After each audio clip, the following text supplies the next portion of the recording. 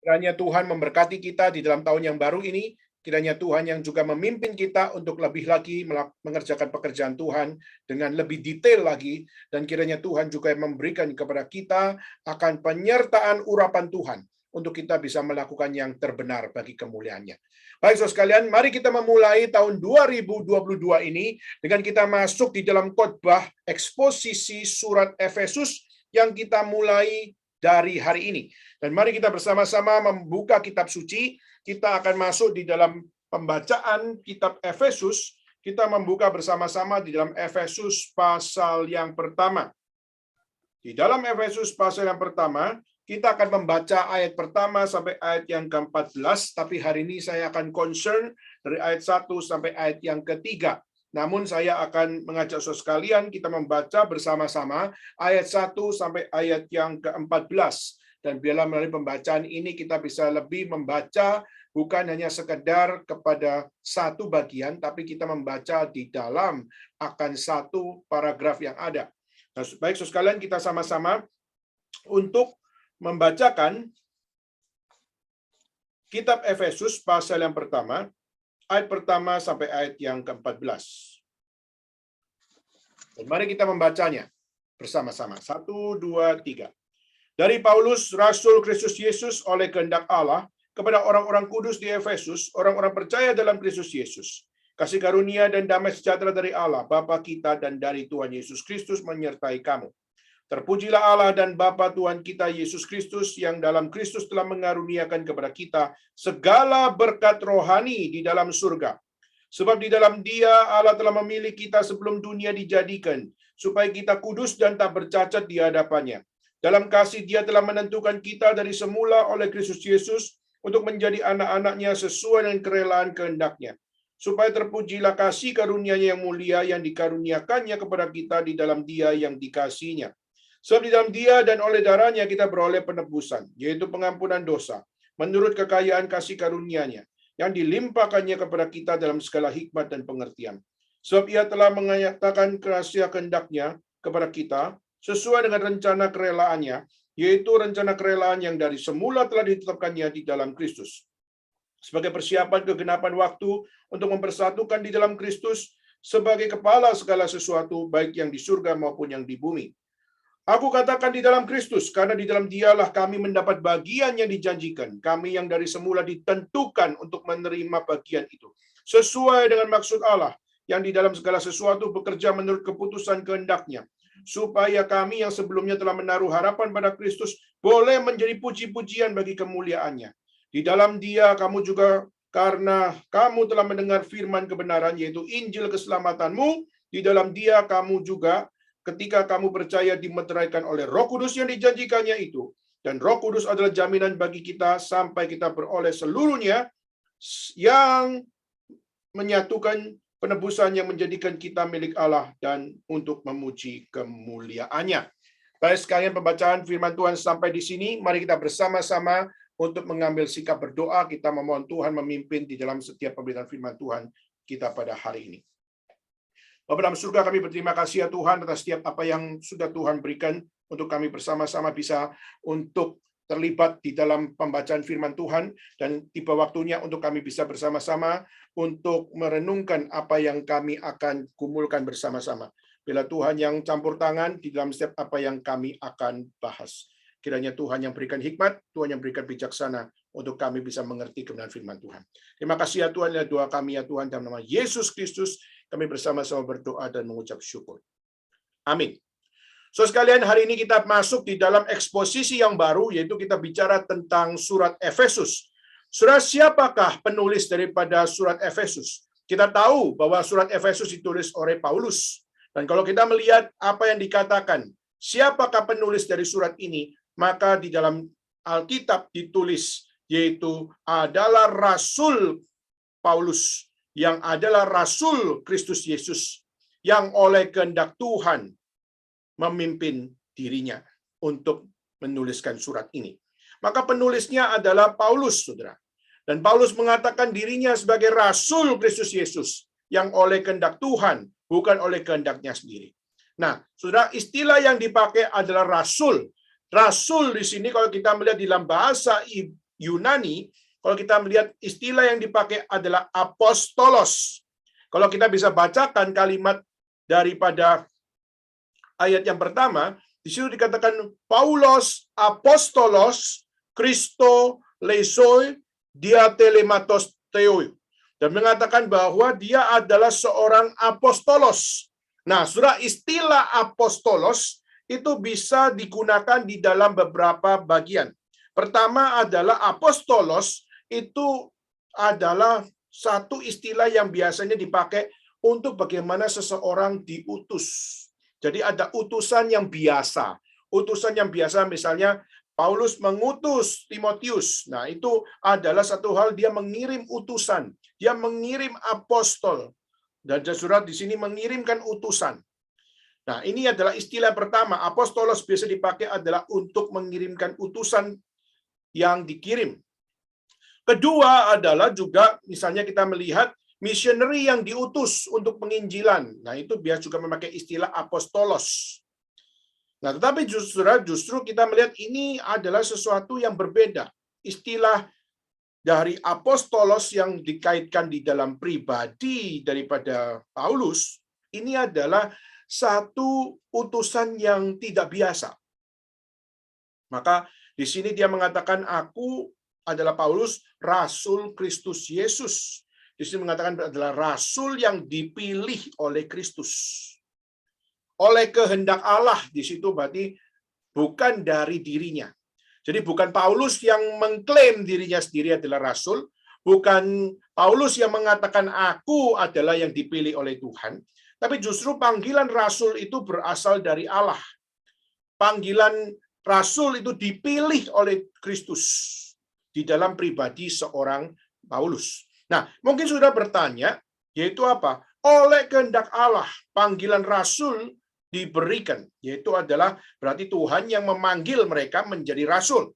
Nah, pertanyaannya adalah bagaimana kita tahu kalau betul-betul Paulus itu menerima panggilan dari Tuhan, menerima panggilan di dalam Kristus. Kenapa kita perlu untuk mengetahui hal ini? Karena Paulus adalah seseorang yang menerima panggilan berbeda dengan rasul-rasul yang lain.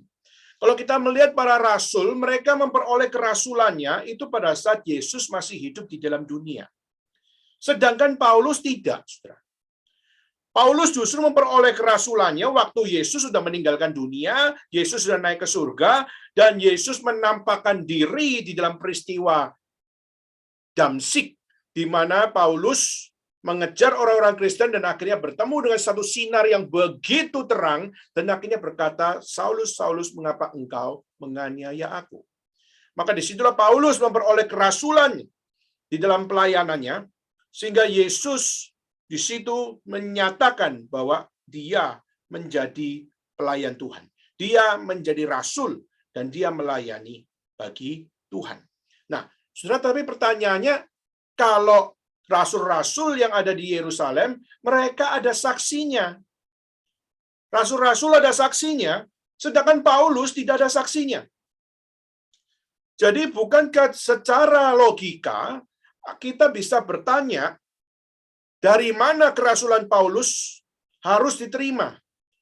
Kalau kita melihat rasul ada memiliki saksi untuk menyatakan bahwa kerasulanmu adalah sesuatu yang otoritatif, pertanyaannya kerasulan Paulus, apakah sungguh-sungguh sama otoritasnya dengan rasul-rasul yang ada di Yerusalem? Sudah secara logika, secara kemungkinan kita akan melihat bagaimana kerasulan Paulus banyak sekali dipertanyakan oleh begitu banyak pihak. Nah, sudah tentu saja ini adalah sesuatu yang tidak gampang. Mengapa? Karena di saat kita melihat Tuhan bekerja dengan adanya saksi yang begitu banyak. Tapi Tuhan bukan berarti tidak bekerja dengan tidak ada saksi. Maka Tuhan bekerja di dalam segala level.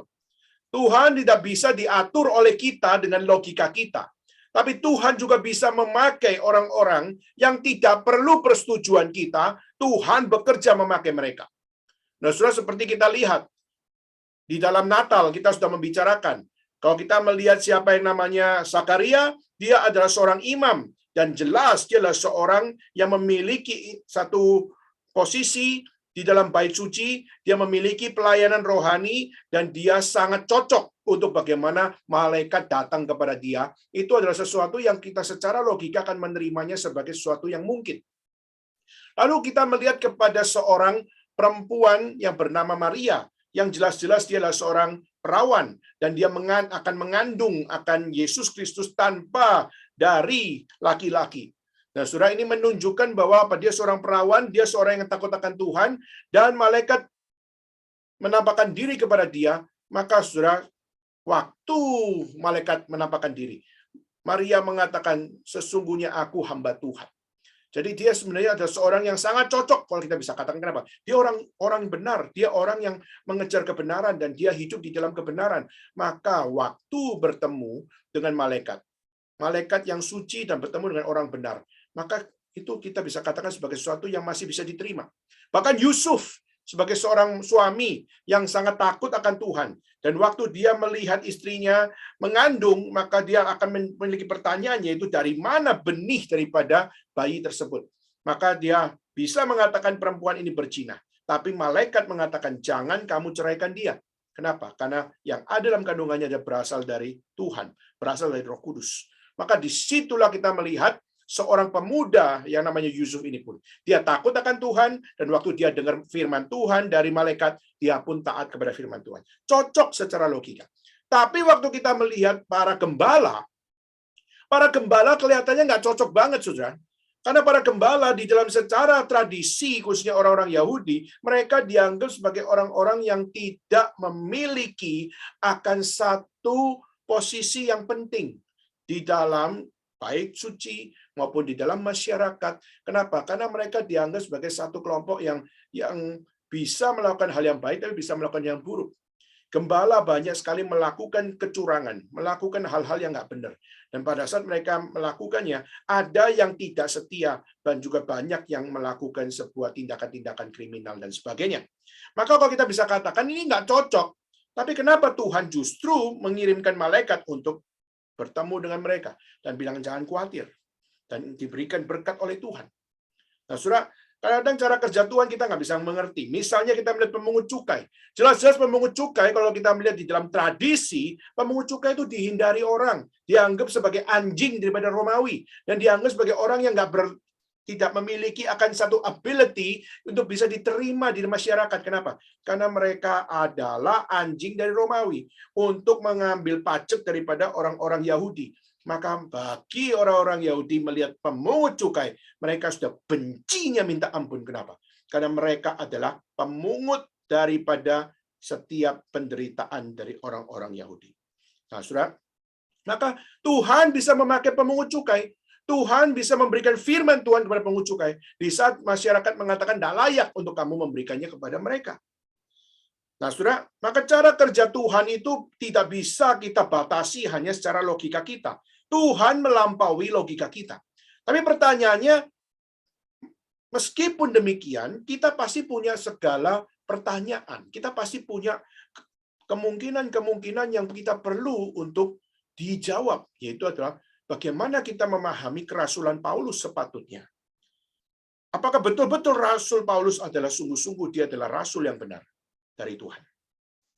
Saudara sekalian, baru-baru ini kita melihat di dalam satu film series, kita melihat adalah satu karya dari Michael Petroni. Dia seorang Australian, di mana dia banyak sekali membuat film-film yang thriller. Dan salah satu yang baru-baru ini booming luar biasa adalah satu film series yang berjudul Messiah.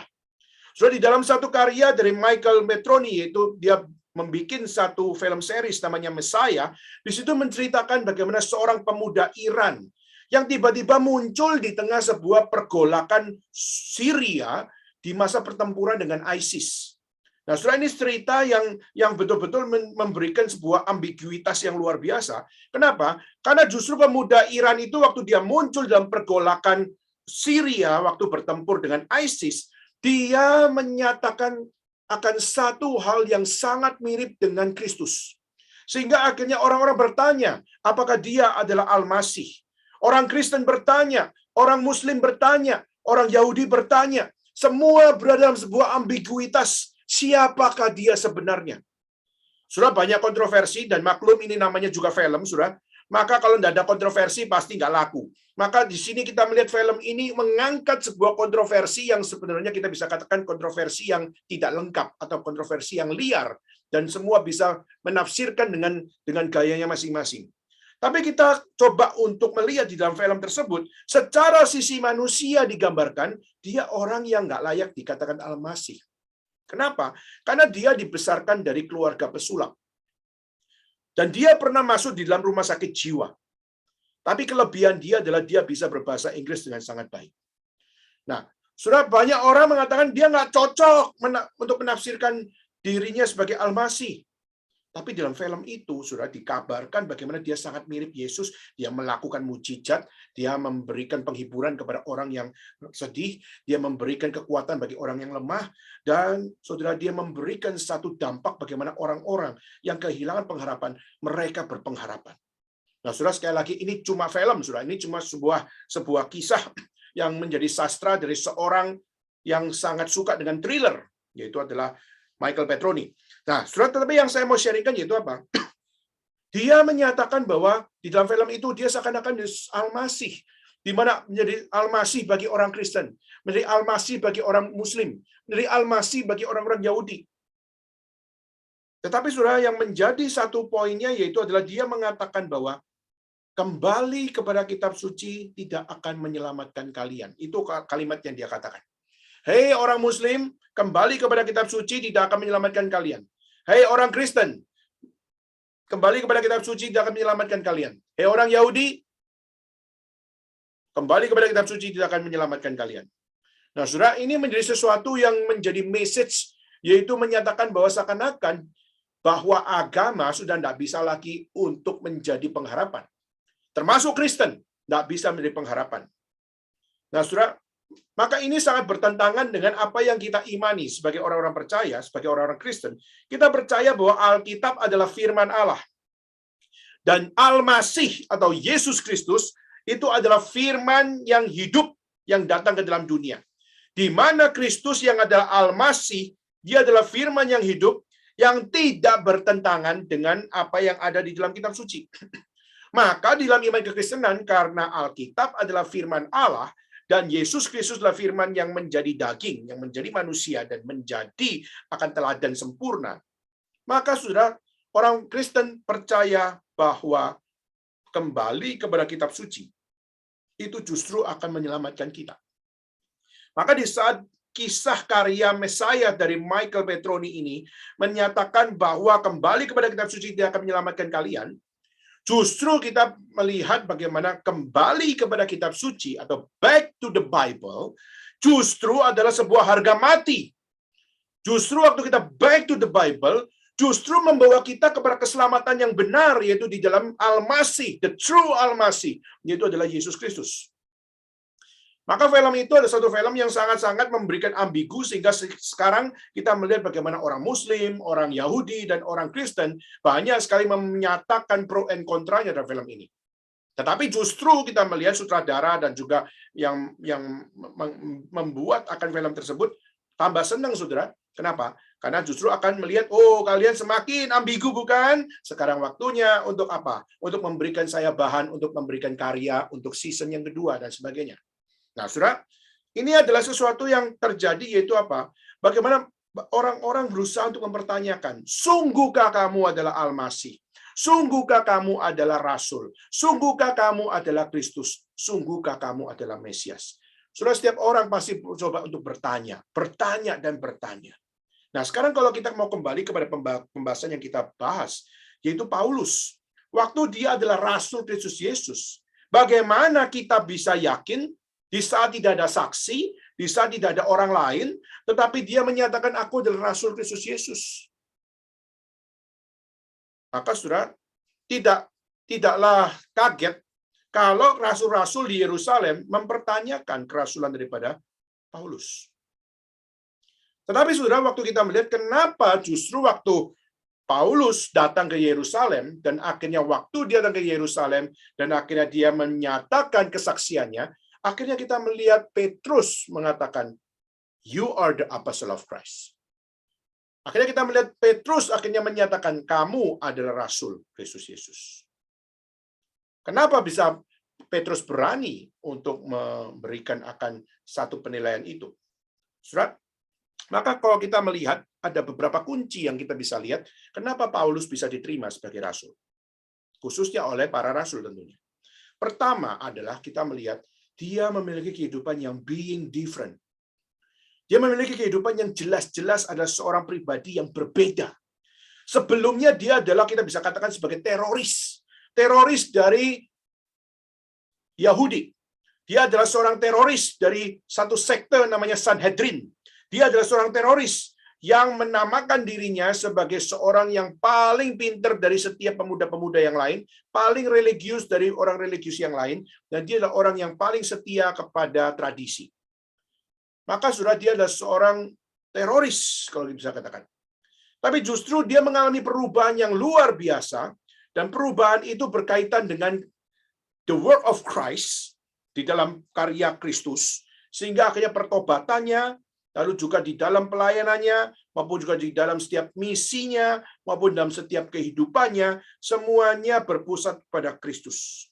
Maka hidupnya diubah oleh Tuhan. Hidupnya ditransformasi oleh Tuhan. Sehingga dia menjadi being different. Dari teroris menjadi penginjil.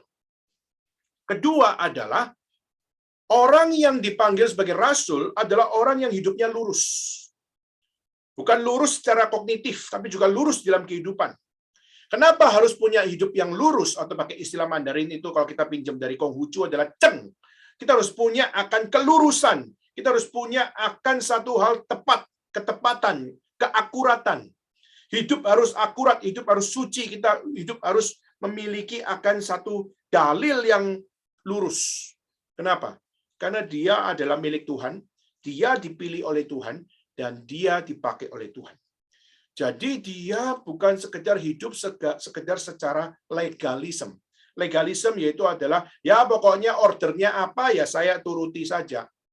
Nah, saudara, bukan sekedar dia dari tradisi Sanhedrin, lalu dia hanya setia mengerjakan apa yang dikatakan oleh sekte dari Sanhedrin. Kalau cuma mengatakan iya dari tradisi yang ada, maka dia menjadi tokoh-tokoh legalisme. Tapi justru dia hidup lurus. Kenapa? Karena dia milik Tuhan, dia dipakai Tuhan, dan dia harus melakukan pekerjaan Tuhan, maka dia harus setia pada Tuhan yang memberikan firman, Tuhan yang memberikan akan konten untuk bagaimana menjalankan setiap pekerjaan Tuhan sesuai dengan apa yang Tuhan mau. Berarti dia harus dari legalisme berubah menjadi seorang yang setia secara akurat untuk melayani Tuhan. Dan ini adalah transformasi yang terjadi pada Paulus. Ketiga yaitu adalah hidup suci, saudara. Bagaimana dari hidup yang kita melihat Paulus hanya untuk pribadinya sendiri, hanya untuk egoismenya sendiri, hanya demi untuk prestasinya sendiri, tapi dia akhirnya menjadi orang yang mengikut Tuhan secara accurately, yaitu bagaimana mengejar kesucian, mengejar holiness, mengejar akan apa yang menjadi hal yang unik yang ada pada Tuhan, yang tidak ada pada Allah yang lain, yaitu kesucian Tuhan, the holiness of God. Jadi kalau kita melihat Paulus ini, waktu dia menjadi rasul, dia bukan orang biasa yang menawarkan jasa, aku mau jadi rasul dong, aku mau jadi hamba Tuhan dong, aku mau menjadi orang yang melayani di gereja dong. Dia bukan penawar jasa, kirim CV dan mengatakan bahwa jadikan aku rasul. Saudara, Paulus bukan pengirim CV, bukan menawarkan jasa untuk menjadi hamba Tuhan. Dia dipilih oleh Tuhan. Dan waktu Tuhan memilih dia, pilihan Tuhan itu adalah bersifat absolut. Suka tidak suka, pilihan Tuhan waktu datang, itu adalah pilihan yang terbaik. Karena Tuhan tidak pernah salah. Manusia bisa salah, tapi Tuhan tidak pernah salah.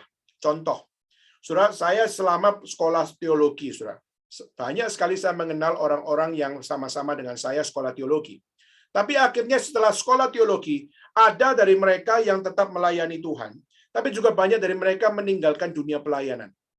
Ada yang mereka bersama-sama melayani di gereja Tuhan, tapi juga ada dari mereka kembali ke dunia profesional.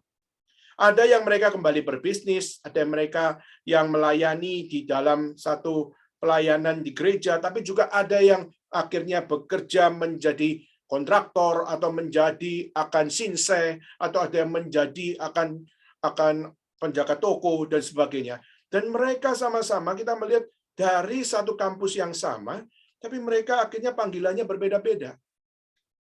Nah, Saudara, maka kita harus tahu bahwa menjadi seorang rasul, atau kita bikin lebih general, yaitu menjadi seorang hamba Tuhan, itu adalah sesuatu yang bukan karena pilihan kita. Nah, hari ini kita melihat banyak sekali orang-orang menjadi hamba Tuhan adalah karena apa? Yang paling mengerikan, yang paling membuat malu adalah di saat apa? Mengatakan bahwa, saya sekolah S1, S2, S3 nggak mampu. Maka paling tidak, kalau misalnya saya nggak mampu S1, S2, S3, lebih baik saya jadi hamba Tuhan saja. Itu penghinaan luar biasa. Itulah kenapa kita melihat dalam gerakan Reform Injili. Menjadi hamba Tuhan bukan sekedar pokoknya aku mau jadi hamba Tuhan. Tidak. Tapi harus diuji. Kamu seberapa serius memberikan yang terbaik bagi Tuhan. Maka kenapa kita melihat seminari pun mempersiapkan engkau bukan sekedar secara pengetahuan umum, tapi juga secara pengetahuan teologi, tapi juga secara pengetahuan khususnya di dalam memahami segala sesuatu di dalam hidup. Bagaimana engkau memahami secara sejarah, bagaimana engkau punya pengalaman khususnya di dalam psikologi, bagaimana kamu berhadapan dengan pemikiran-pemikiran filsafat. Sudah kita melihat sekolah teologi seakan-akan menjadi tempat yang lebih susah daripada sekolah-sekolah yang lain. Kenapa bisa demikian? Karena ada satu dobrakan, apalagi kita melihat dalam gerakan Reform Injili adalah bagaimana mempersiapkan para hamba-hamba Tuhan menjadi mereka yang berani menghadapi setiap kesulitan yang paling sulit di sekitar, baik filsafat, baik psikologi, baik di dalam bidang-bidang yang ada di sekitar kita, bagaimana kita menjadi orang yang bukan nggak bisa apa-apa baru jadi hamba Tuhan, tapi justru harus menuntut diri untuk jadi apa-apa untuk pekerjaan Tuhan. Nah, tapi Paulus adalah seorang yang punya apa-apa dia. Dia adalah seorang dari tradisi Sanhedrin, dia adalah pemuda yang paling pinter, bahkan paling religius dan paling populer, dan bahkan dia adalah seorang yang sangat taat dengan tradisi. Maka dia adalah orang yang punya jasa yang bisa diperhitungkan. Tapi justru menjadi hamba Tuhan, menjadi rasul.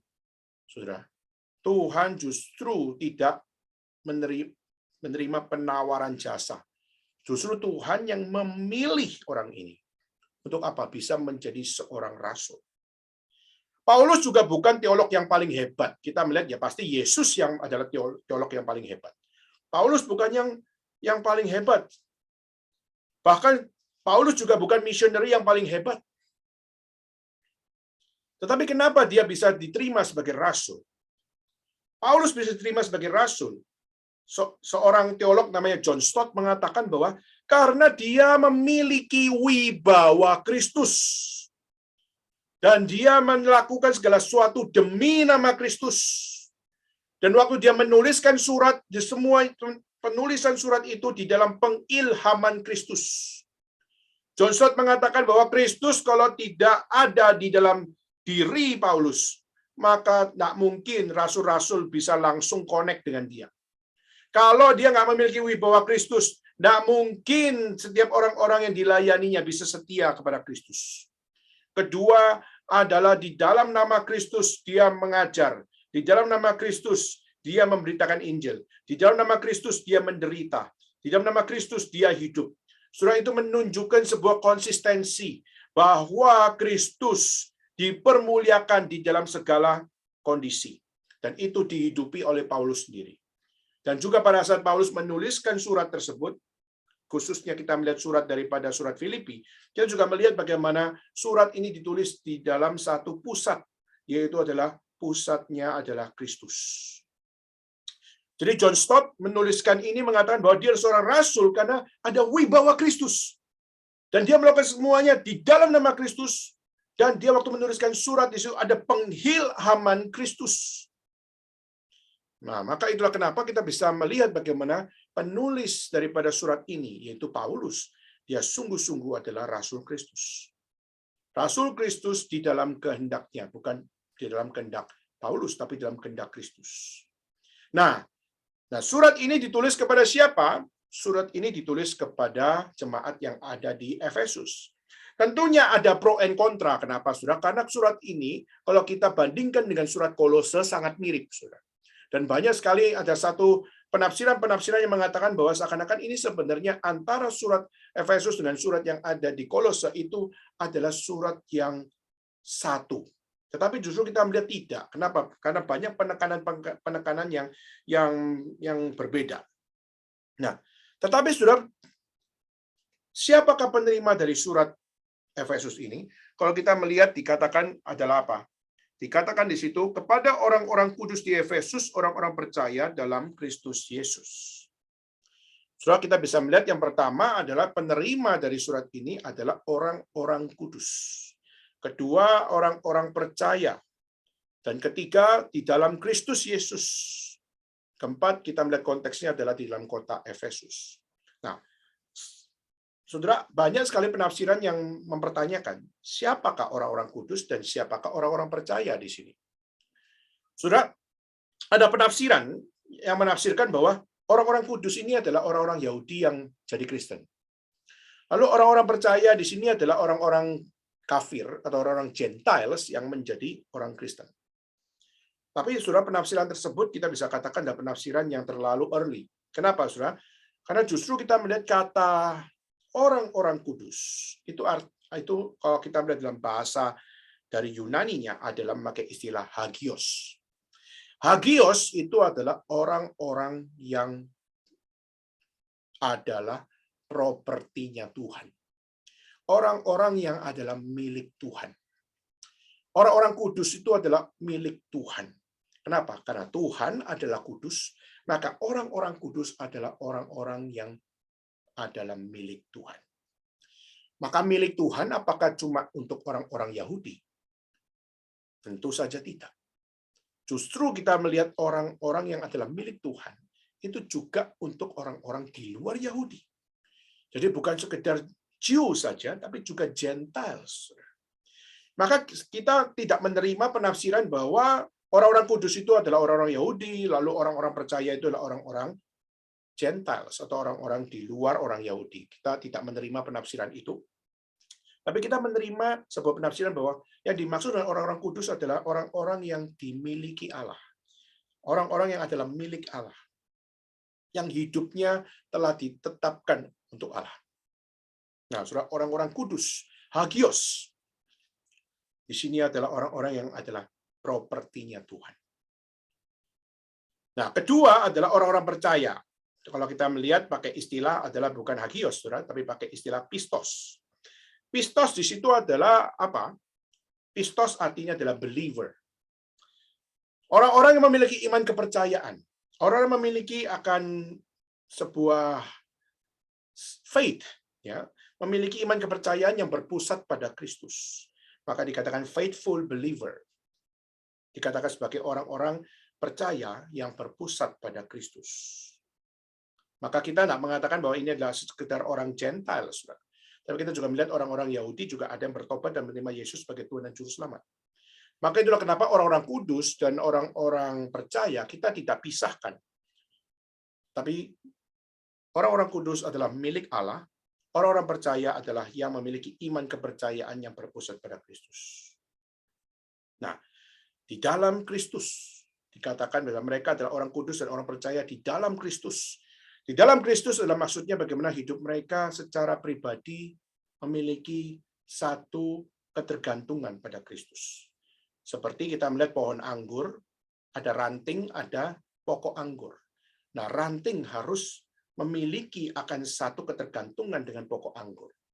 Nah, disitulah kita melihat di dalam Kristus orang percaya dan orang kudus itu seperti pokok anggur dan ranting-rantingnya.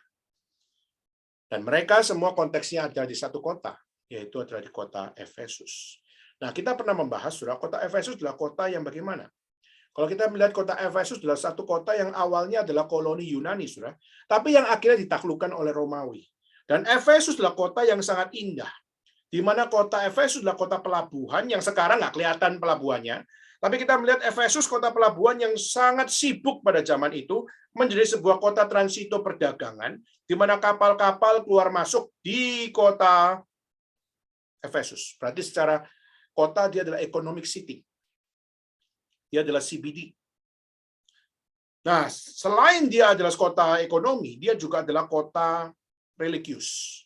Kenapa dikatakan sebagai kota religius? Karena mereka adalah kota di mana menjadi pusat penyembahan dewa Artemis. Menjadi pusat penyembahan dewa Artemis. Dewa Artemis adalah satu dewa yang dipercaya adalah dewa kesuburan. Nah, sudah digambarkan Dewi Artemis itu seperti apa? Seorang perempuan yang payudaranya itu bukan cuma 2, tapi dia memiliki di seluruh tubuhnya itu payudara. Kenapa?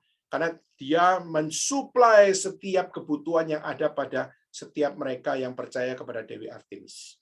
Maka waktu mereka percaya pada Dewi Artemis dikenal sebagai seorang ibu yang memberikan suplai kepada anak-anaknya. Maka digambarkan patungnya adalah seorang perempuan yang tubuhnya penuh dengan payudara dan memberikan ASI kepada semua orang-orang yang berdoa di atas namanya. Dan di dalam tradisi daripada Dewi Artemis, kita melihat ada satu kuil yang besar, di mana kuil yang besar itu adalah satu kuil yang menyatakan bahwa kalau kamu mau disucikan, kamu harus mengalami penyucian di kuil Artemis. Dan di kuil Artemis disediakan akan satu acara, Saudara, yaitu bagaimana orang yang mau ditebus dosanya, dia harus dibersihkan dari dosanya. Nah, pembersihan dosa itu dilakukan melalui apa? Dilakukan melalui seks bakti. Melakukan akan satu tindakan seksual di kuil, di mana disediakan perempuan-perempuan, perawan-perawan, di mana waktu mereka bersetubuh di kuil, maka di situ penyucian terjadi pada diri orang yang memohon kepada Tuhan untuk disucikan. Saudara, kalau kita secara logika akan mengatakan, pergi ke tempat yang suci, lalu akhirnya disediakan seks bakti, yaitu adalah dipersiapkan perempuan-perempuan perawan supaya saudara bisa keluar dari dosa. Saudara, secara logika kita akan bertanya, wah, kalau manusia jatuh lagi gimana? Maka saudara, kalau misalnya jatuh lagi, pasti akan minta lagi pengampunan, kan? Maka pengampunan yaitu pergi ke kuil lagi. Maka saudara, saya yakin dan percaya banyak orang rajin pergi ke kuil, bukan karena mau ditebus dosanya, tapi mau menikmati penebusan dosa yang tidak setia kepada apa yang benar.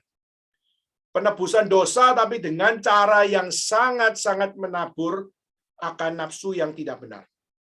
Maka saudara, itulah kenapa penginjilan yang dikerjakan di Efesus, pelayanan yang dikerjakan oleh Efesus sangat susah. Kenapa? Karena harus mentransformasi budaya. Di mana budaya-budaya mitos, budaya-budaya daripada kepercayaan-kepercayaan pada dewa-dewa, itu adalah sesuatu perlawanan yang sangat luar biasa. Nah, Paulus waktu pertama kali datang ke Efesus, dia harus menghadapi setiap tantangan-tantangan budaya seperti itu. Tetapi saudara, kita melihat misi penginjilan Paulus justru di Efesus membawa pertobatan yang besar. Sehingga akhirnya kita melihat banyak orang Efesus, khususnya orang-orang yang menjadi pedagang di kuil, yang menjadi orang-orang yang melayani di kuil, mereka akhirnya membenci Paulus. Kenapa? Gara-gara Paulus banyak orang bertobat, gara-gara Paulus banyak orang nggak kasih persembahan ke kuil, gara-gara Paulus ekonomik daripada kuil menurun drastis omsetnya, sehingga penjualan yang terjadi di kuil Artemis merosot tajam, dan akhirnya kita melihat dalam Kisah Rasul 19, 23-40, dikatakan bagaimana banyak orang Efesus, orang kafir, itu mereka melakukan huru-hara. Untuk apa? Untuk menolak Paulus. Nah, saudara, siapakah penerima surat ini? Orang-orang kudus, orang-orang percaya yang di dalam Kristus, dan mereka berada di Efesus. Nah, waktu kita melihat di dalam Kristus, lalu kedua dikatakan di Efesus, saudara, ini menunjukkan bahwa apa? Itulah orang Kristen.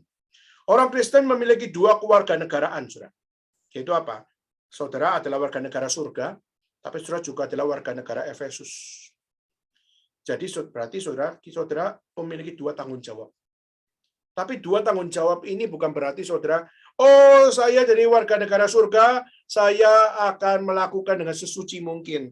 Oh saya adalah warga negara Efesus, saya akan juga menjadi seperti orang Efesus sejati, yaitu apa? Pergi ke kuil, lalu mencari seks bati, lalu juga untuk menebus dosa saya dengan cara pergi ke kuil Artemis. Apakah seperti itu? Tidak. Meskipun kita memiliki dua kewarganegaraan, yaitu kita berada di bumi, kita di kota Efesus, lalu kita juga adalah warga negara surgawi, tapi bukan berarti saudara bisa sembarangan hidup. Seperti kalau kita bisa katakan hari ini, saya Chinese, saudara, entah saudara orang Kek, entah saudara orang Hokkien, saudara orang Guangdong, saudara punya akan tradisi sendiri. Saudara satu sisi adalah warga negara Indonesia, berdarah Chinese, tapi satu sisi lain saudara juga adalah warga negara surga. Maka bagaimana saudara seharusnya menghidupi kehidupan saudara pada saat saudara berada di bumi? Tidak peduli saudara Chinese, tapi saudara adalah orang Kristen yang ada di dunia sebagai orang Chinese atau sebagai orang Indonesia dan sebagainya. Jadi bukan berarti sembarangan hidup, saudara. Tetapi kita hidup sesuai dengan apa yang sepatutnya. Menjadi warga negara surga berarti waktu saya hidup di bumi, saya hidup di Efesus, saya hidup di Indonesia, hidup saya harus mencerminkan surgawi. Bukan berarti kita mau mempengaruhi surga jadi Efesus, tak mungkin. Yang hanya bisa adalah membawa surgawi menjadi sesuatu yang terjadi di dunia Efesus atau di dalam dunia kita. Maka itulah kenapa, saudara, kita bukan menjadi orang-orang yang sembarangan hidup sebagai orang yang berada dalam dunia ini. Meskipun kita di Efesus, kita di dunia, tapi jangan duniawi. Karena kita di dalam Kristus. John Stott mengatakan bahwa penerima surat ini bukanlah segelintir orang, tapi merujuk kepada semua umat Allah, semua orang kudus, di mana semua orang kudus adalah milik Allah, yang mula-mula diterapkan pada bangsa Israel, tetapi akhirnya diperluas sampai merujuk kepada orang-orang Kristen. Maka menunjukkan bahwa ini bukan untuk segelintir orang, tetapi untuk semua umat kudus. Berarti kita pun juga harus belajar bagaimana meskipun saudara bukan di Efesus, saudara di Indonesia, atau saudara ada di China, di Taiwan hari ini, tapi saudara maupun di Hong Kong, tapi saudara kita harus menyadari bahwa kita milik Tuhan. Karena kita adalah milik Tuhan, penerapan hidup kita haruslah sesuai dengan apa yang Tuhan tuntut. Nah, itulah yang menjadi sesuatu yang sangat penting yang perlu kita sadari bahwa surat ini ditujukan untuk kita, umat-umat kudus, dapat menjadi orang yang setia kepada kekudusan Tuhan. Nah, secara cepat saya akan memberikan satu gambaran, yaitu adalah apa pesan surat daripada Efesus. Nah, surat secara outline, kita akan melihat bagaimana surat Efesus itu ngomong apa sih? Surat Efesus sebenarnya bicara tentang apa? Nah, secara general, kita melihat surat Efesus itu bicara tentang apa yang Tuhan perbuat dalam kehidupan manusia. Apa yang Tuhan perbuat dalam sejarah manusia, khususnya adalah umat percaya. Kita melihat bagaimana surat Efesus bicara tentang bagaimana hidup baru di dalam Kristus, bagaimana menjadi masyarakat baru di dalam Kristus, bagaimana memiliki patokan baru di dalam kesatuan dan kesucian, dan memiliki relasi baru di dalam Kristus, di mana memiliki keharmonisan di dalam bagaimana kita mengikut Kristus, dan mengalami sebuah permusuhan terhadap musuh daripada Kristus, yaitu adalah iblis. Nah, secara cepat kita melihat secara online, surat Efesus bicara tentang itu. Nah, sekarang kita kembali kepada pembacaan kita. Ayat kedua dikatakan apa, saudara? Kasih karunia dan damai sejahtera dari Allah Bapa kita dan dari Tuhan Yesus Kristus menyertai kamu. Saudara, kata kasih karunia Tuhan dan damai sejahtera Allah. Di situ dikatakan bahwa kasih karunia dan damai sejahtera Allah menyertai kamu. Lalu ayat 3 dikatakan terpujilah Allah dalam Bapa Tuhan kita Yesus Kristus dan dalam Kristus telah mengaruniakan kepada kita segala berkat rohani di dalam surga. Nah, saudara, kata berkat rohani diberikan kepada kita. Berkat-berkat rohani itu apa? Mengapa Tuhan memberikan berkat rohani? Kepada siapa berkat-berkat rohani itu diberikan? Nah, Saudara, tadi kita sudah mengatakan bahwa kita ini adalah milik Allah. Maka berkat rohani hanya diberikan kepada mereka yang dipilih oleh Allah, yang adalah milik Allah, dan kita nggak bisa milih. Kita nggak bisa pilih. Kenapa? Kita sangat terbatas di dalam kita memilih. Tetapi pada saat Tuhan menyatakan kamu adalah milikku, waktu Tuhan menyatakan kamu adalah milikku, itu Tuhan tetapkan di dalam kesempurnaannya. Nah, seorang bernama Charles Hodge, saudara, seorang teolog, dia mengatakan bahwa berkat-berkat yang bersifat rohani ini dikaruniakan oleh Tuhan Allah menjadi berkat yang terbesar dalam hidup saudara dan saya, sehingga kita di dalam kehadiran Tuhan dan di dalam pengaruh daripada Tuhan, memberikan akan satu pemahaman yang indah. Untuk apa? Saudara dapat memahami bahwa berkat-berkat rohani itu adalah berkat-berkat yang tidak akan pernah ada muncul daripada dewa-dewa yang lain. Kenapa, saudara? Kalau kita melihat pertama, Charles Hodge mengatakan bahwa karena Allah adalah sumber dari segala berkat yang kita terima. Tidak ada Allah lain yang bisa memberikan berkat more than the one and only God. Tidak ada Allah yang bisa menjadi sumber dari berkat yang kita terima lebih daripada dirinya. Setan bisa memberikan berkat, tapi setan punya berkat tidak mungkin melampaui berkat dari Tuhan Allah. Nah, saudara, kalau kita melihat dari ayat 3 sampai ayat 11 dikatakan bahwa apa? Allah adalah sumber yang mengaruniakan berkat. Ayat 3. Kedua, ayat 4. Allah adalah sumber yang memilih saudara menjadi milik Tuhan. Lalu ayat 5. Allah adalah sumber yang menentukan kita menjadi anak-anak Tuhan. Ayat 7 dan 8. Allah yang menjadi sumber yang mengaruniakan kelimpahan anugerahnya kepada kita. Ayat 9. Allah adalah Allah yang menjadi sumber yang menyatakan kehendaknya yang sempurna kepada kita. Ayat 10. Allah adalah sumber yang mempersatukan segala sesuatu, semuanya berpusat pada Kristus. Dan ayat 11. Allah adalah sumber di mana segala pekerjaannya adalah pekerjaan yang sempurna menurut kehendaknya. Jadi kasihnya, karunia-Nya, kehendaknya, tujuannya, rencananya, semuanya adalah sempurna. Kita akan membahas ini di dalam pertemuan-pertemuan berikutnya. Hari ini kita tidak membahas secara detail apa yang tadi saya sudah sebutkan. Tapi paling tidak itu adalah garis besarnya, saudara. Yaitu kenapa berkat-berkat rohani ini penting. Karena tidak ada satupun Allah yang dapat memberikan berkat yang sempurna di dalam mengaruniakan berkat, memilih kita, menentukan kita menjadi anak-anaknya, mengaruniakan kelimpahan anugerahnya, dan juga menyatakan kehendaknya kepada kita, mempersatukan segala sesuatu di dalam Kristus, dan bekerja menurut kehendaknya yang sempurna. Tidak ada satupun dewa-dewi yang ada di seluruh muka bumi dapat memberikan apa yang Allah berikan. Itu pertama, Charles Hodge mengatakan bahwa berkat rohani tersebut adalah sesuatu yang menyatakan dialah satu-satunya sumber dari segala berkat yang kita terima sebagai orang percaya. Kedua, Charles Hodge mengatakan bahwa kenapa? Karena kita ditentukan Tuhan menerima berkat-berkat ilahi di dalam Kristus Yesus. Jadi bukan sekedar Tuhan yang menjadi sumber, tapi kita pun dipilih Tuhan untuk menerima. Kita yang nggak layak terima, tapi kita dipilih untuk menerima. Jadi di dalam Kristus kita dipilih di dalam kekekalan. Ayat 3 dan 4. Di ayat ke-7 kita berdosa, tapi kita menerima penebusan dan kita menerima pengampunan. Dan juga ini berlaku ayat 11 dan 12 orang Yahudi, tapi juga ayat 13 dan 14 adalah orang non-Yahudi. Maka secara berkat kita itu terima banyak luar biasa, dan itu tidak layak kita terima, dan semuanya itu berpusat kepada Kristus yang adalah penggenapan daripada apa yang Tuhan nyatakan di dalam sumber berkatnya.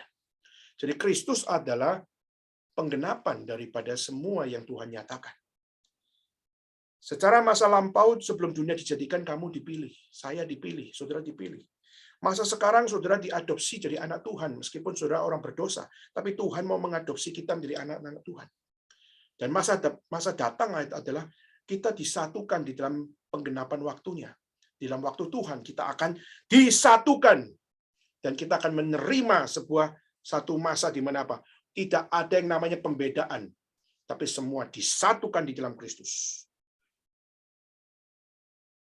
Tapi pertanyaannya, oke, kita adalah anak Tuhan, kita diberikan berkat Tuhan, berkat rohani, kita sudah dipilih oleh Tuhan, lalu Tuhan adalah sumber dari semua berkat, dan kita menerima berkat-berkat itu. Oke, puji Tuhan. Thank you, Lord. Karena kita nggak layak, karena kita nggak mampu, dan kita juga ada orang yang nggak sempurna, dan tidak mungkin sempurna. Kecuali Tuhan yang made it possible. Nah, tapi pertanyaannya, Tuhan, saya kan di bumi, saya kan di kota Efesus. Saya sekarang ada di Indonesia, atau di Taiwan, China, Hong Kong. Dan waktu saya ada di sini, dunia ini dunia yang jahat. Dunia ini adalah dunia yang realistis. Yaitu apa? Kalau kita nggak kompromi, kita nggak mungkin bisa hidup. Kalau kita tidak mengikuti apa yang ditawarkan oleh dunia, kita nggak mungkin relevan. Kalau kita tidak mengikuti apa yang disiapkan oleh orang-orang yang tidak takut kepada Tuhan, maka kita tidak mungkin berhasil. Kenapa? Banyak orang-orang yang memiliki prestasi, memiliki kekayaan, orang yang memiliki harta, orang yang memiliki segala pengaruh, itu adalah orang-orang yang tidak percaya kepada Tuhan. Kalau gitu, kalau Tuhan kasih berkat rohani, harusnya cocok untuk saya bisa menjalani hidup, melawan mereka, dan memenangkan semuanya, tidak hidup dalam keduniawian. Tapi justru saya khawatir ini. Kenapa? Karena justru orang-orang yang melawan engkau adalah orang-orang yang punya kuasa. Orang memiliki akan begitu banyak, akan prestasi. Dan bahkan mereka memiliki akan satu kehormatan. Kalau saya mau hidup terhormat, ya harus ikut dia. Kalau saya mau hidup berhasil, ya harus ikut mereka.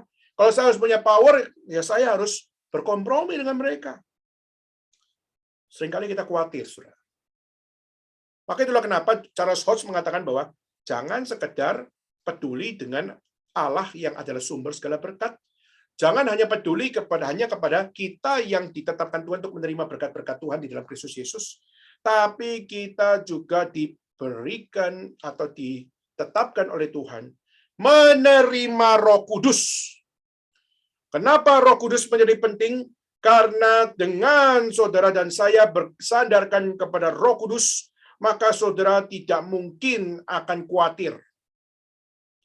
Janji Tuhan Yesus kepada para murid, jangan kamu khawatir atas apa yang kamu makan, jangan kamu khawatir atas apa yang kamu minum, jangan kamu khawatir atas setiap pakaian. Allah meyakinkan para murid melalui setiap apa yang dikatakan oleh Yesus, yaitu I will provide you. Aku akan menyediakan makananmu, minumanmu, pakaianmu. Tapi Matius 6 ayat 25-34 justru mengatakan God will provide kalau kita mencari dahulu kerajaan Allah dan kebenarannya. Maka cari dahulu kerajaan Allah dan kebenarannya, maka semua akan ditambahkan kepadamu. Jadi Yesus mengajarkan bahwa jangan khawatir atas makanan, minuman, maupun pakaian, meskipun di dunia ini kamu menjadi orang-orang yang sangat-sangat tidak terlalu populer. Kamu makanan biasa, minuman biasa, pakaian biasa, tidak apa-apa. Tetapi tidak berarti saudara ditinggalkan oleh Tuhan. God will provide you as long as you seek the kingdom of God and His righteousness. Maka saudara, itulah janji Tuhan. Nah, waktu Charles Hodge mengatakan bahwa kita berkat-berkat rohani ini penting. Kenapa? Karena Allah adalah sumber dari setiap berkat. Lalu kedua adalah karena kita menerima berkat-berkat ilahi dalam Kristus Yesus. Dan Roh Kudus diberikan untuk membawa engkau untuk fokus kepada berkat-berkat rohani tersebut. Nah, kalau kita melihat di dalam pembacaan kita, dikatakan apa? Ayat 3, Terpujilah Allah dan Bapa kita, Yesus Kristus, yang dalam Kristus telah mengaruniakan kepada kita segala berkat rohani. Apa kalimat berikutnya? Di dalam surga. Nah, saudara, pertanyaannya adalah, loh, Tuhan ini ngomong berkat rohani itu dinikmati di mana sih? Dinikmati di surga atau di bumi? Kalau di surga ya omong kosong, di bumi saya pasti nggak ngalami berkat Tuhan. Apa arti di dalam surga? Ini istilah literal atau ini istilah metafor? Terus kalian, waktu kita melihat apa yang dicatat di sini, ini adalah satu statement, yaitu berkat rohani di surga. Itu bukan maksudnya adalah selalu secara letterlock adalah saudara baru diberkati di surga. Tidak. Tapi waktu saudara berada di bumi, saudara sudah menikmati berkat rohani tersebut. Maka kalimat dalam surga di situ itu tidak bersifat literal. Tapi kata dalam surga di situ bersifat metafor, bahwa dalam surga terkait satu hal, bagaimana peristiwa penyelamatan ilahi Tuhan yang dihadirkan kepada kita, itu sudah berurusan dengan urusan surgawi. Itu adalah berkat rohani surgawi. Jadi waktu saudara bisa dipilih oleh Tuhan, itu adalah berkat rohani, berkat surgawi. Waktu saudara bisa menerima berkat ilahi di dalam Kristus, itu adalah berkat surgawi. Waktu Roh Kudus diberikan bagi saudara dan saya, itu adalah berkat surgawi. Nah, saudara, tentu saja kalimat ini nggak bisa dimengerti di luar perspektif eskatologi dari Paulus. Karena penulisnya adalah Paulus, maka saudara harus mengikuti cara berpikirnya Paulus. Jangan suratnya saya yang tulis, tapi saudara mikirnya pakai cara pikiran saudara menulis. Itu salah. Nah, surat ini ditulis oleh Paulus, maka cara berpikirnya harus mengikuti Paulus. Nah, Paulus waktu mengatakan berkat rohani di dalam surga, maksudnya adalah bagaimana saudara sudah mencicipi berkat surgawi di bumi ini, di mana berkat rohani itu tidak bertentangan dengan yang ada di surga. Meskipun berkat rohani itu ada di bumi, tetapi berkat rohani yang ada di bumi ini tidak bertentangan dengan berkat yang ada di surga. Nah, maka ini harus dimengerti dalam perspektif eskatologi, saudara. Nah, kita lihat di dalam hidup manusia, surga itu adalah perspektif dunia yang akan datang. Yang sebenarnya sudah diberikan kepada kita. Melalui apa? Melalui kematian Kristus, penebusan Kristus, dan kebangkitan Kristus, kemenangan Kristus. Jadi waktu saudara dan saya hari ini, sebagai orang yang diberkati oleh Tuhan, saudara sudah menjadi warga negara surgawi tidak? Saudara, di dalam perspektif kekekalan, saudara sudah adalah warga negara surgawi. Meskipun kita berada di Efesus, kita ada di bumi, tapi saya adalah warga negara surgawi. Kenapa? Karena Kristus. Jadi berkat surgawi itu sudah hadir di bumi. Berkat surgawi sudah hadir dalam hidup pribadi saudara dan saya. Dan berkat rohani itu setelah diresmikan, boleh pakai istilah diresmikan oleh kematian Kristus dan kebangkitan Kristus. Jadi dalam dunia ini berkat-berkat rohani itu tetap berada dalam dunia yang jahat, saudara. Maka kalau kita istilah di dalam reform itu ada namanya already but not yet. Itu dari seorang teolog bernama Anthony Hoekema. Nah, saudara, saya bersyukur, saudara, kalau berkat rohani yang surgawi itu Tuhan hadirkan kepada kita. Kita yang di dalam dunia ini banyak mengalami sebuah pertanyaan. Kita tidak tahu masuk surga atau tidak. Kita waktu melihat hidup itu adalah satu hidup yang bisa dipertanggungjawabkan dengan benar atau tidak. Kita seringkali tidak punya keyakinan. Apalagi kita melihat di era pandemik ini banyak pertanyaan-pertanyaan bukan muncul dalam kehidupan kita. Tapi bagaimana kita mengkaitkan itu dengan apa yang Tuhan nyatakan. Maka saudara, kenapa kita diberikan berkat-berkat rohani? Kenapa Allah yang adalah sumber berkat mau memberikan berkat rohani? Kenapa Tuhan memilih kita untuk menerima berkat-berkat itu di dalam Kristus? Mengapa Tuhan mengirimkan Roh Kudus untuk memimpin kita di dalam berkat-berkat rohani tersebut? Mengapa semua itu diberikan kepada saudara saya? Saudara orang berdosa, tidak hidup suci, malas, tidak tekun, dan sering kali kita mengikut Tuhan dengan cara kita sendiri. Kalau saya lagi mood, saya ikut Tuhan. Kalau lagi nggak mood, saya nggak ikut Tuhan. Tuhan bisa saja langsung menghancurkan dan membinasakan kita. Tetapi saudara, saya bersyukur kepada Tuhan. Di dalam tafsiran dari John Calvin, Calvin mengatakan, mengapa berkat-berkat rohani itu diberikan kepada kita? Dia mengatakan yang pertama.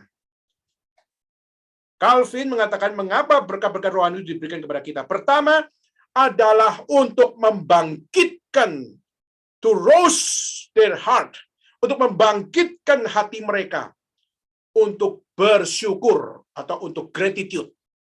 Bersyukur kalau kamu orang yang gak layak diselamatkan, tapi engkau diselamatkan. Kedua, Calvin mengatakan, mengapa berkat-berkat rohani itu penting bagi mereka? Adalah kedua, to set them all on flame. Yaitu adalah untuk membakar mereka semua, untuk melihat kasih Tuhan, melihat keadilan Tuhan, dan melihat akan betapa Tuhan mengasihi orang-orang yang berkenan. Membakar mereka untuk melihat optimistik, melihat pengharapan, sungguh-sungguh ada. Dan ketiga, Calvin mengatakan, mengapa berkat-berkat rohani itu diberikan kepada kita? Karena berkat-berkat rohani itu diberikan untuk mengisi mereka. Untuk mengisi, to fill them. Untuk mengisi mereka. Dan bahkan diisi bukan sekedar diisi sedikit demi sedikit, tapi diisi dengan full and absolutely perfect. Dia mengatakan diisi dengan full, diisi dengan penuh, dan diisi di dalam kesempurnaan Tuhan. Maka firman Tuhan diberikan di dalam kesempurnaannya, diisi dengan penuh dan diisi dalam kualitas yang terbaik, yaitu kesempurnaan Tuhan Allah. Maka kesempurnaan Tuhan Allah yang full itu, bukan bodoh ya, tapi penuh, absolutely perfect. Di situ adalah satu-satunya yang dapat melawan segala kepalsuan yang ada. Waktu orang berusaha menafsirkan, berusaha untuk memberikan interpretasi, Injil tidak bisa digantikan dengan Injil-Injil yang lain. Isi yang Tuhan berikan secara full tank dan absolutely perfect, itu adalah satu-satunya yang membuat kita yakin bahwa Injil tidak bisa digantikan oleh Injil yang lain. Maka waktu kita membaca kitab suci, waktu kita memahami firman Tuhan, waktu kita dengar khotbah, waktu kita memahami setiap apa yang Tuhan nyatakan, saudara bukan mendengar khotbah sembarangan. Saudara bukan mendengar pemaparan teologi yang sembarangan. Saudara bukan melihat pemaparan kitab suci yang sembarangan. Tuhan memberikannya dengan full tank dan memberikannya secara absolutely perfect, untuk membakar hati kita, untuk berpengharapan di dalam Tuhan, dan membangkitkan hati kita untuk setia dan bersyukur senantiasa. Karena kita tidak layak, namun Tuhan melayakkan kita. Mari kita bertanya kepada diri kita sendiri. Hari ini bagaimana hidup saudara? Berkat rohani yang mana yang mengisi hidup saudara? Kalau saudara dengar khotbah masih mengatakan, oh saya nggak butuh khotbah ini. Oh saya dengar pemaparan kitab suci, saya nggak suka pemaparan kitab suci. Saya mengatakan bahwa apa, saya ingin dengan cara saya sendiri. Saya nggak mau diatur oleh pemaparan-pemaparan teologis. Maka saudara, Alkitab mengatakan bahwa berkat-berkat rohani itu, Charles House mengatakan, berasal dari sumber satu-satunya, yaitu Allah. Dan Allah menetapkan, kita yang menerimanya. Dan Roh Kudus yang diutus untuk kita. Maka berarti di dalam berkat-berkat rohani ini, the foundation and the first cause of our blessing, Tuhan tetapkan. Berarti fondasi dan penggerak utama di dalam setiap berkat yang kita terima, semua dinyatakan oleh Tuhan di dalam Kristus Yesus. Dan ini bukan sekedar di bumi, tapi from eternity unto eternity. Sebelum saudara dilahirkan sampai saudara mati, Tuhan menyatakan fondasinya di dalam berkat rohani. Tuhan menyatakan the first cause supaya saudara dan saya senantiasa di dalam berkat rohani. Saudara tidak kehilangan sukacita. Maka hari ini dunia pandemik bisa memberikan duka cita kepada kita. Tetapi bukan berarti pandemik bisa merebut sukacita berkat rohani yang Tuhan berikan di dalam Kristus. Maka Kristus satu-satunya pengharapan bagi kita. Bagaimana saudara hidup hari ini? Berkat rohani yang bagaimana yang ada dalam hatimu? mintalah kepada Tuhan. Kiranya Allah yang adalah sumber berkat rohani memberikan Kristus di dalam hati kita, pikiran kita, hidup kita. Sehingga di dalam pimpinan Roh Kudus, kita bisa melihat kesulitan dunia ini belum berakhir. Tetapi bukan berarti berkat rohani tidak relevan di dalam memberkati saya menjalani hidup memuliakan Tuhan sampai akhir. Kiranya kita mengawali tahun 2022 ini di dalam berkat rohani yang sejati, yaitu satu-satunya. Dan kiranya berkat rohani itulah yang memberikan keyakinan, aku milik Tuhan selama-lamanya. Sebelum dunia jadi, aku sudah dijadikan oleh Tuhan. Dan aku akan berkarya bagi Tuhan. Karena aku milikmu ya Tuhan, sampai akhir hidup saya. Kesulitan ku hadapi, tantangan ku jalani. Namun, aku milik Tuhan. Tuhan akan senantiasa memberikan berkat rohaninya, memimpin saudara dan saya di dalam karya keselamatan, penebusan, di dalam Yesus Kristus satu-satunya. Dan kita tidak perlu takut. Jangan khawatir. Karena Kristus menyertai kita. Dan kiranya Tuhan senantiasa memberikan kekuatan untuk saudara jalani hidup di dalam era pandemi ini. Kiranya Tuhan memberkati kita semua. Kiranya segala kemuliaan kembali kepada Tuhan. Mari kita bagi berdiri bersama-sama. Dan mari kita bersama-sama berdoa. Bapa dalam surga, kami berterima kasih ya Tuhan atas setiap firman Tuhan yang sudah kami dengar. Kami mohon ampun kepada Tuhan kalau kami seringkali dari orang-orang yang sangat acuh tak acuh dengan firman Tuhan. Kami seringkali merasa bahwa kami hanya hidup hanyalah untuk mengerjakan pekerjaan Tuhan. Kami hanya hidup hanyalah untuk menyenangkan Tuhan, tapi kami punya batas-batas untuk kami bisa tidak rela untuk kami dibentuk secara full oleh Tuhan. Di saat Tuhan mau memberkati kami secara full tank, tapi seringkali kami tidak suka untuk diisi oleh Tuhan secara full tank.